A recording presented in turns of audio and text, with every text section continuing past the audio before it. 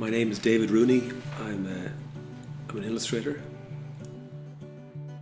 I was commissioned by the Royal Irish Academy with support from the Office of Public Works to do 42 portraits of leading figures and lesser known figures during the 1916 Rising. And I work in scraperboard, which is an engraving medium where you scrape away ink on a chalk-covered board to reveal the white beneath.